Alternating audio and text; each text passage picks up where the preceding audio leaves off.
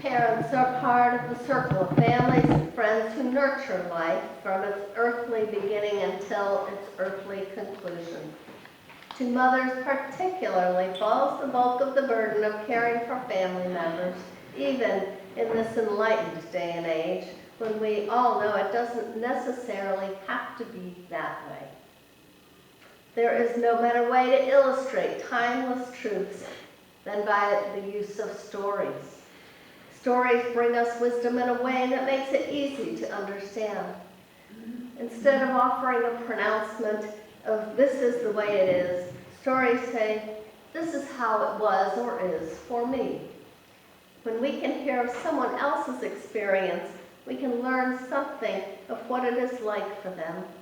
We can learn another experience of the world than ours alone. There is nothing more holy than to hear someone else's story. Today we are going to hear from 4 members of our congregation. We'll hear their stories about motherhood. We'll hear from what motherhood has been like for them, and in the process we'll all gain a deeper view about what motherhood can be.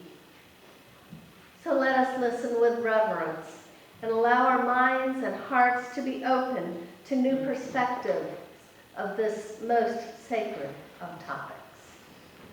I invite Melanie to come start us off.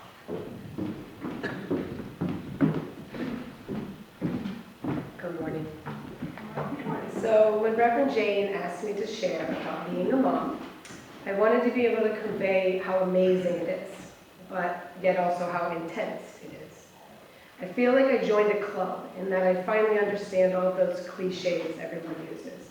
Enjoy every moment, they grow up so fast. And it's like having your heart walking around outside your body. My heart is so full watching and listening to my voice.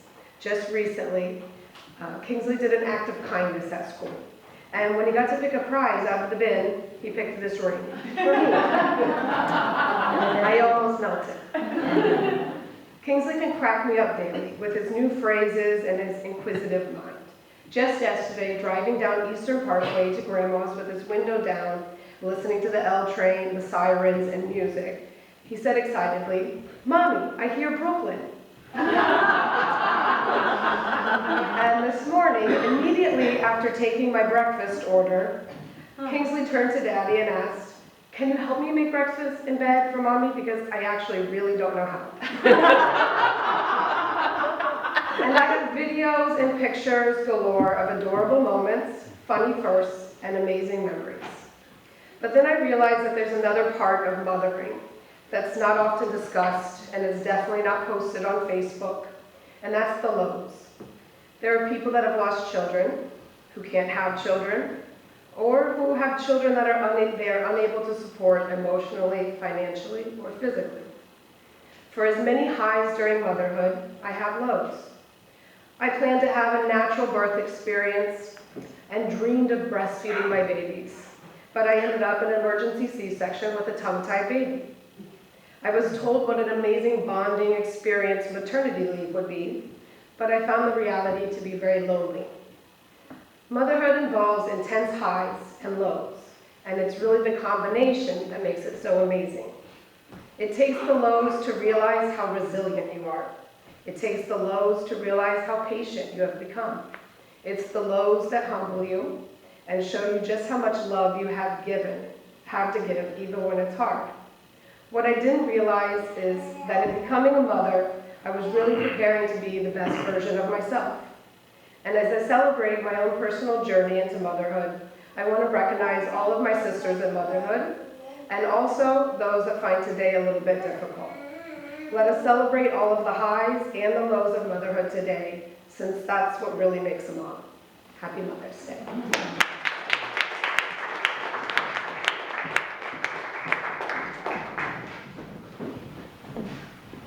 Next we have Nanette Press.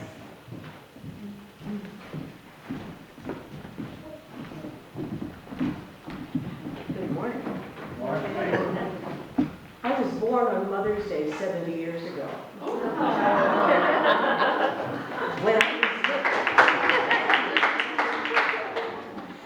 When I was little, this is an amusing story. Well, when I had my children, it became an omen. Because when I first held them, I fell in love. I have two daughters, Lorraine, who is 46, and Adrian, who is 43. I raised them as a single parent from the time that Lorraine was 3 years old and Adrian was 10 months old. Not growing up with great parental examples myself, my child rearing was sort of trial and error. If my daughters were here, they would regale you with a stand-up routine of the trials and the errors. Some poignant, some painful, but most of them absolutely hilarious. There were no daycare centers when I had them, but I had to work. So we had babysitters, a blend of Mary Poppins and Attila the Hun. We had one who would shoplift and put the stuff in my daughter's pockets so that they could get out of the store. I only found that out a couple of years ago. Adolescence, mine and theirs. I was young. And as my 14-year-old daughter said to me, "Want to walk? It's so great growing up with you, Mom." Dating, mine and theirs. I was much easier on the girls than they were on me. And I remember dating a man by the name of Jerry, and they called it the Mom and Jerry Show. College.